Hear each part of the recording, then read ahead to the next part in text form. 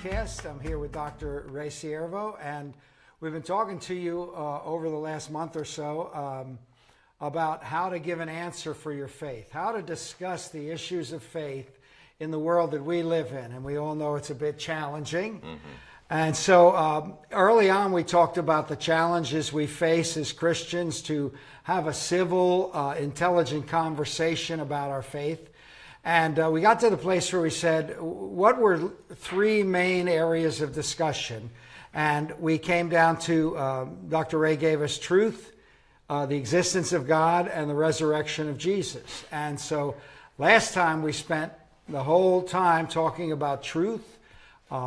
Is it relative? Is it absolute? How can you know truth? What are the different schools of thought about how to perceive truth? And so today we want to talk about the existence of God. And Ray and I have been talking, and we realize that people who say that there's no proof for the existence of God, they'll say usually some form of these five thoughts. One, the universe has no cause, or the universe, secondly, has no design. The universe has no morals. The universe has no miracles. There's nothing miraculous. And in the universe that we see, there's no justice. It has no justice. And so, well, those are very strong statements. So we'll begin today by saying, Ray, how do you respond to any or all of these? And where should we? How should we go through this? Yeah, those are the kind of arguments that we get all the time. The first one saying that the universe doesn't have a cause, meaning that there's no personal cause. There's an accidental cause, just kind of come into existence.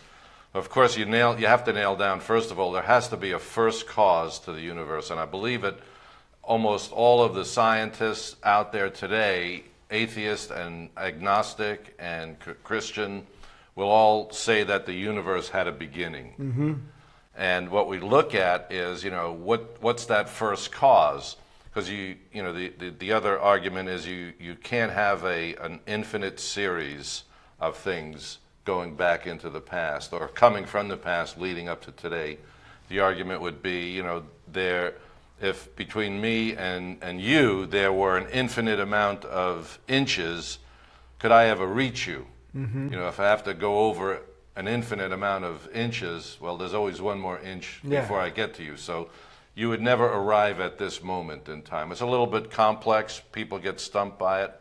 Another way to look at it is that you just can't have a series of boxcars that pull each other. There has to be an engine somewhere that pulls the first boxcar.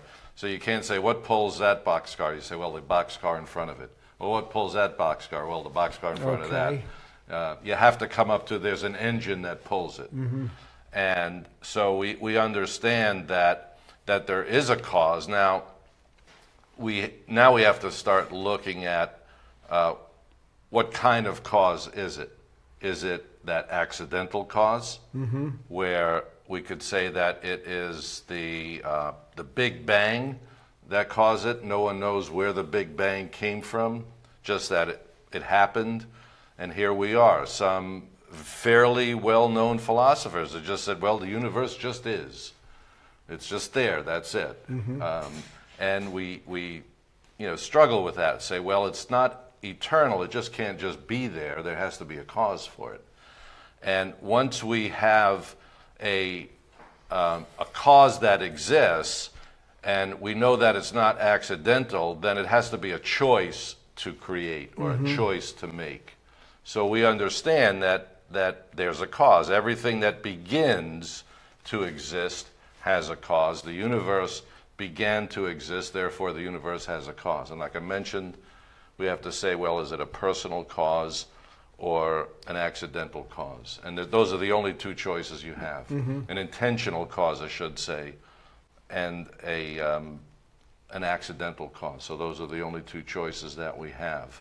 And that comes under the heading of a cosmological argument. That's our first big word. And I have to say, when I first started to study these things, I could not keep cosmological and teleological straight.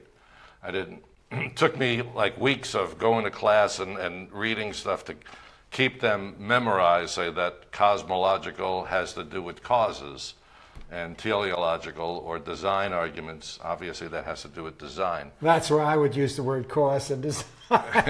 Yeah, no, those are the easiest ones. Yeah. You know, today they talk about origins, and that really becomes the question for us. Sure. Is what's the origin of the universe? And we know that if the universe just came into existence in an instant, that time, space, and matter all come into existence together. So if you have matter, it has to have space to be in it. To exist in. And the same thing, you say, well, when did it come into existence? So time has to come into existence as well. So time, space, and matter are all related. And they come into existence together. So we understand that. That's the important part of it. And I believe that the more we look at it, the fine-tuning even of the beginning of the universe, what the astrophysicists say is that it wasn't, simple coming to complex, but right there at the beginning, everything was... It was already complex. It was already complex. So the measurement of gravity had to be just a certain amount that if it, the force of gravity had to be just a certain amount that if it was too strong, everything would collapse back in on itself. And if it was too weak, things would just fly apart and would never be able to form. So, the measurements are, you realize, some people have said that the laws of physics really, it's resting on a razor's edge. Mm-hmm. It's just so fine, it's so finely tuned. So we have to understand that whatever this causes was immensely powerful to create what we see today as the universe. Mm-hmm. And that it had to be also supremely intelligent in order to do that. And once we deal with intelligence, now we've gone beyond some mystical kind of force, and we're dealing with a mind. Mm-hmm. Because that's where intelligence comes from. It comes from a mind. I remember one time I was having a discussion with an atheist who was from Colorado at the time. We were on the radio, and we were discussing these matters, and he was saying that in the beginning all there was matter. And so I asked him if it's true that the effect of every cause has to resemble the cause in some way, where did intelligence come from? And being on the radio, you never want silence. And we had a silence for more than a few seconds there because... Which seems long. Yeah, because he'd never been asked that question. I said, well, if the effect today is that we have intelligence, then somewhere in the cause there had to be intelligence. And that's what we understand. Now we're starting to look at minds relating to, at least in a broad sense, personhood. Because also, as I mentioned earlier, that if we're going to have a choice, then you have to have a person that creates. Mm-hmm. So we, from a Christian perspective, we say obviously that we understand the first chapter of the Bible tells us that God created. In the beginning, God created the heavens and the earth. And that verse encompasses everything God made. Yeah. Right there. And usually someone who objects to that, a skeptic, would say something like, well, see, how do you make the jump from an intelligence, now it's the God of the Bible? And I can see saying to them, fine, you don't want the God of the Bible, but will you make an honest admission that this logic... Yeah. Or, ask them what their suggestions would be mm-hmm. for the beginning of the universe. And they come up with things like a multiverse. Yeah, I've never quite understood a multiverse. Well, there's a couple of ways that they look at it, but one of them is that somewhere there is a multiverse machine, some kind of organ that spits out universes. And so there are these universes just being spit out by this machine. We just happen to be on one, so we're the lucky ones in this universe that's there. What they don't realize is that while that might satisfy them for a bit, you have to go back and say, well, where did that multiverse machine come from? Mm-hmm. Where did that thing come from? That would have to be really a sophisticated design as well to kind of spit out these universes. Almost more so. Yeah. And there's, we have to say there's absolutely no proof of that. There's absolutely no evidence for a multiverse machine, or that there's another shadow universe somewhere, or, the Bizarro universe existing somewhere. There isn't anything there. And I guess it was Richard Dawkins was famous for, in the movie Expelled, talking about transpermia when he was questioned about, well, if the universe has a cause, could you see it as any kind of intelligence? And his response in that movie Expelled was that there was something that came from another part of the universe, or another universe basically, and sowed seed into this universe. So, and that's called transpermia, basically. So it's aliens. Yeah, aliens basically sowed the life seeds in this universe, in our solar system. Did he, put forth where they came from? No, the best he suggested was that they also were part of some kind of Darwinian evolution. Okay. So, my question then is that are those things rational? Mm-hmm. To suppose those things, are they rational? And if you're watching, you have questions, please comment in. Bring us some other questions that we can answer or respond to in some way. So those things, the causes unknown, a multiverse, or transpermia, those are some of the options that we'll hear sometimes about those things. So there's so much more you could talk about that, but what we're saying is when you say that there is no God because the universe had no cause, well, we're saying there has to be some kind of cause. Right, and that cause has to be intelligent, powerful, and be also, if time, space, and matter came into existence at some instant, then this being, or this cause, is outside of or apart from time, space, and matter. Because it had to be before. Right, he creates time, space, and matter. So he is timeless, spaceless, and immaterial. Yeah. So he's infinite, eternal, and immaterial. And that starts to look like the God of the Bible.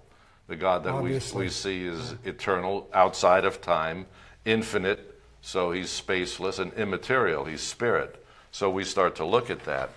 So he's a highly intelligent being that we look at in these things with extraordinary power, I might add. Okay, so then if we move to the next one, we say that the argument or what they would posit is that, well, the universe has no design. It's just this random, it not only came into existence accidentally, but everything we see is just accidentally got there. Right. Until at some point evolution, wherever evolution kicked in, from that stuff that was there somehow. Yeah. From the atheist point of view, or the Darwinian point of view, is that there is no life anywhere until somehow life forms in this pond of primordial soup. Yeah, there it is. And out of that soup comes a being that becomes all life that we know it, or as we know it today. So that one being has to have all the DNA in it, because we understand that DNA is never really added to an entity, and if it is, it usually is some kind of mutation. Mm-hmm. So that's quite extraordinary to think that, and that's where the Darwinian tree comes from, where you have one life form that branches out into all different things.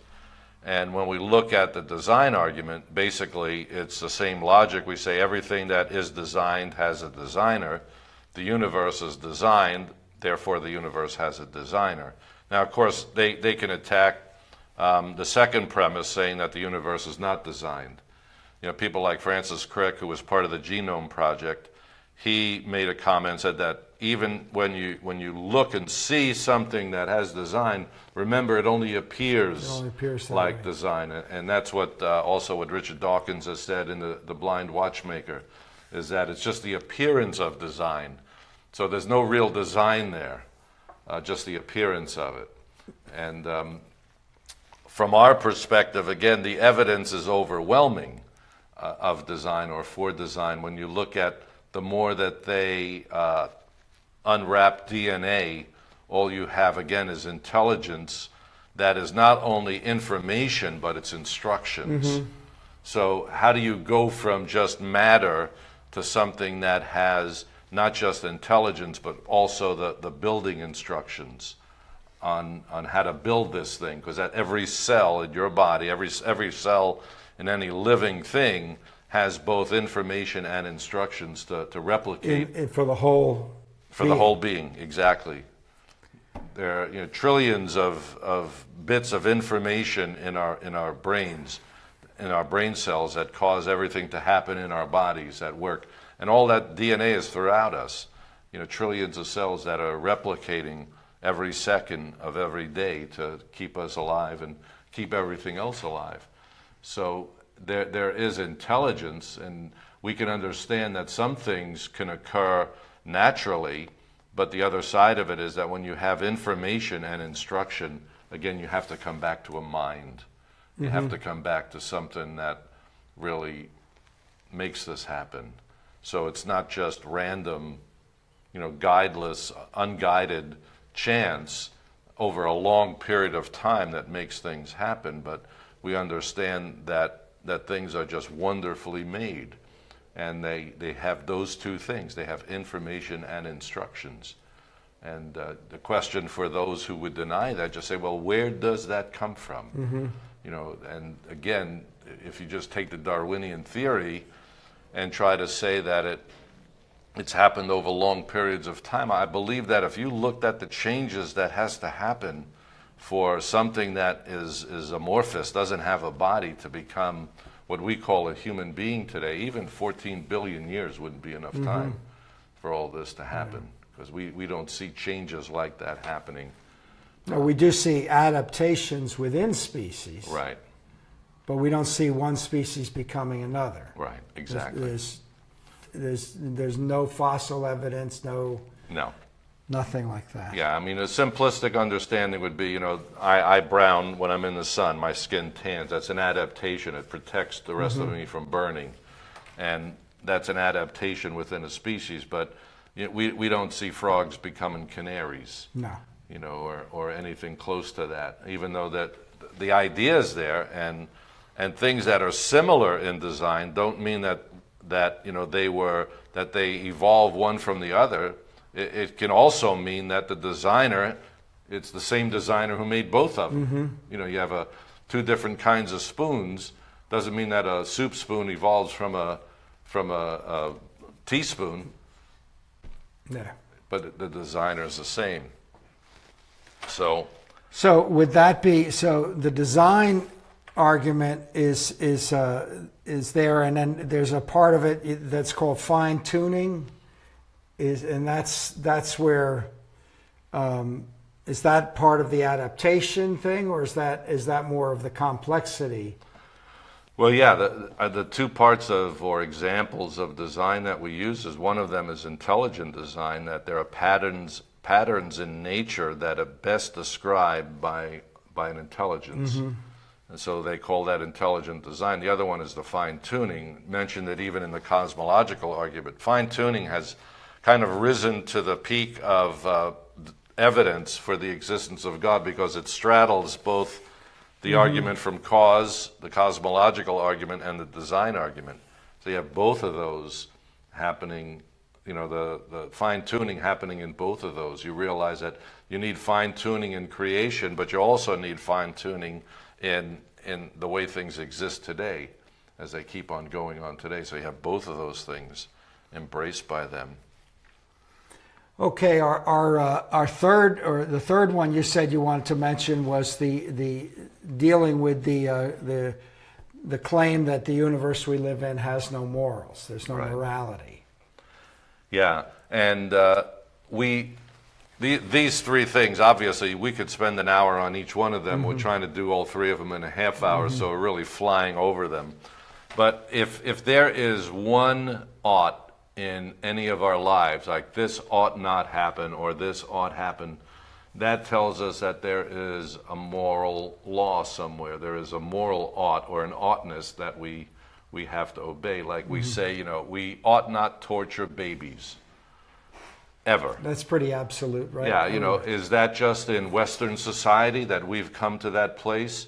Or is that something that you would say exists in all cultures everywhere, that it's wrong to torture babies or torture puppies for fun? Yeah. C.S. Lewis makes the comment that, you know, no culture really sees cowardice as something that is esteemed or valued, that in every culture being a coward is looked down upon. Why is that? Why do we all realize that? Because there's some kind of ought in there. There is some kind of ought, that you ought not run when you should be protecting or defending something.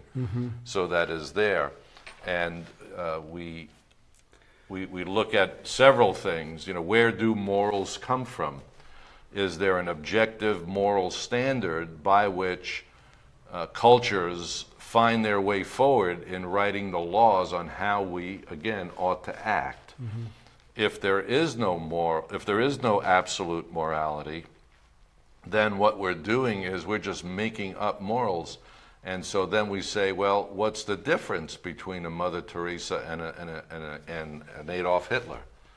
Why would Hitler be wrong when, if Darwinism is true and we're supposed to evolve into a better race, why shouldn't I prey on the weak and get rid of them, because they're affecting my future? The things that I should be living off of, the supplies for my life, are being absorbed or taken by people who are weak and never going to contribute anything to society. And that was the Nazi mentality. Basically, you were going to get rid of everything that was weak or whatever they deemed as subnormal. So why were they wrong? My wife and I were just looking at the history of South Africa. We have a trip coming up to South Africa in August. And we were looking at, she wanted to know something about the history of South Africa, and was not that familiar with apartheid and the Boers and the Boer War and that sort of thing. So I gave her a book to read and look at. And basically, we got to the place where the United Nations turned around and claimed that apartheid was a crime against humanity. And the question came up, well, how could they do that? Where do they get the right to say that apartheid is a crime against humanity if there isn't an objective moral standard? If apartheid was working, at least for those who were in power in South Africa, who are we to tell them that it's wrong if there isn't an objective moral standard? And so, and just so that everybody knows, I think apartheid was wrong. I'm not making an argument for it. I just want to be clear that that's how you get to understanding absolutes, and that there's a moral absolute, that it was wrong for one race of people to have dominion or dominate other races, not just black Africans, but what they called coloreds, who were mixed race people, and Asian Indians. They were all lower class people and didn't have the rights of whites. And that's the way apartheid worked. You know, blacks had to live in their own settlements, in their own towns, and had to have almost a passport to get out to work other places. And there was cruelty, there was all kinds of injustices going on. Well, if culture decides morality, why wasn't that right? Yeah, exactly, yeah. You know, and how could the United Nations turn around and say that they're wrong, that this is a crime against humanity? You know, in our age, obviously our fathers and our parents, maybe not everybody else's parents, lived during World War II, and they knew that what the Nazis did, and even what the Japanese did in Asia, in China, the rape of Nanking, as it's known, where thousands were killed, just destroyed the city. Why was that a crime against humanity? Why wasn't that just Darwinian evolution, where one nation basically says, hey, you know, I'm stronger than you, I can take from you what I need and make you my slave? Why not, if there isn't absolute morals somewhere in the universe? What makes that right or wrong? Well, you know, the big phrase in our society is, you know, well, that may be true for you, but it's not true for me, and it always comes up very, very often in conversations I've seen, been in, or sat and observed. Oftentimes with personal morality, and you know, I don't want to see I remember growing up when I was a teenager and in the 60s and all of that. It's like we didn't want anybody telling us what was right and wrong because we wanted to do what we wanted to do. Yeah, you want to do, exactly. But we never thought, it was always on that personal basis. And I thought, well, the things I was doing, they weren't hurting anybody. Yeah. We were, quote unquote, consenting adults, et cetera, and so forth. But, we never took the time to look at the bigger picture of morality, that when you say that, well, I'm going to make mine up, well, where does it stop then? Exactly. That's the question. Where does it stop, you know? When do all of a sudden I say, this is okay, this is okay, this is okay, and now I say, this isn't okay. Now, why am I right now? Yeah, because you're appealing to an objective moral standard, right? You're seeing that there's a sense outside of yourself that is true, whether you believe it or not. Again, here's where we come back to what truth is and how truth works in this. And if we go back to the last time when we talked about truth and about how truth corresponds to what's real, the first casualty when you get rid of absolute truth usually is morality. So now people can do whatever they want because there is no right or wrong, because we can't tell what reality is. We're matching our thoughts, or matching reality to our thoughts rather than the other way around. For me to think clearly, I should be matching my thoughts to what's real, finding out what reality is, what truth is, and doing it that way. So if absolute morals exist, there has to be a place that comes from. It's not just out there in the universe somewhere. If we call it the moral law, then we say that there has to be a moral lawgiver. So now we're getting a clearer picture of a God who is moral, or a being who is moral, if you don't like that word God, who's highly intelligent, has creative power, all these other things, the fine-tuning of the universe, and now has a very strong standard of morality that are things that he created us as moral beings. And it's interesting that humans are the only ones that have morality. Animals don't have morality. Lions kill the young of any other species they can get their claws and fangs on. And it's not an immoral thing to do that. They do that out of survival. We think that's wrong. Yeah. We say it's wrong for me to go and do this. It's wrong for me to go and steal from someone else. The animal world doesn't think that. Even chimpanzees, that they say are our closest genetic relative, will go and raid another troop of chimpanzees and cannibalize their young. All right, we're just about out of time now. So, well, that image is in my mind. Where'd that jump come from? We come from our closest genetic relative to where we see something like that as horrible. That we would do something like that. So there has to be a moral source, and human beings are created or made very different than the rest of the animal world. Even though your evolutionary biology and Darwinian evolutionists would try to make us part of that world.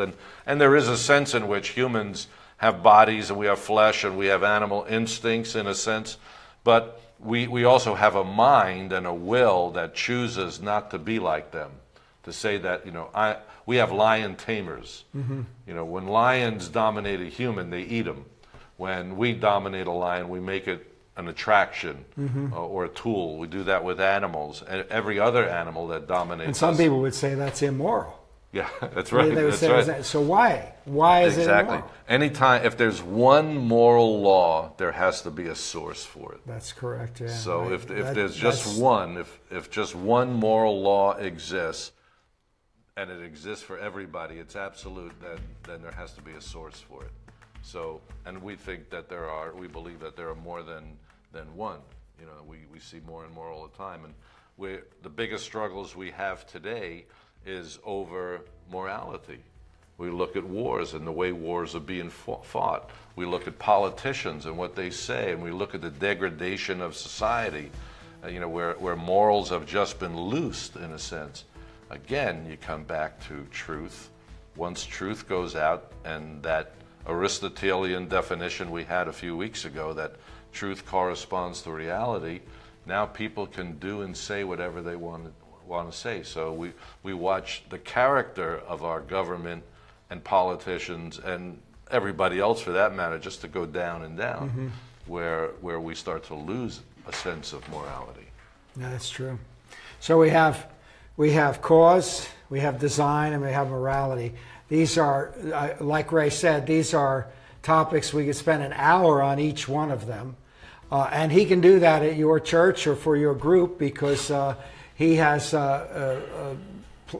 quite a number of presentations on these topics available. So if you would like to have Ray come and speak with your church or your group, you can either write at the address that's been on the screen at questions@notepadanswers.com or info@notepadanswers.com. And so until next time, thank you, Dr. Ray. Thank you for your time, and we hope to Absolutely. see you again.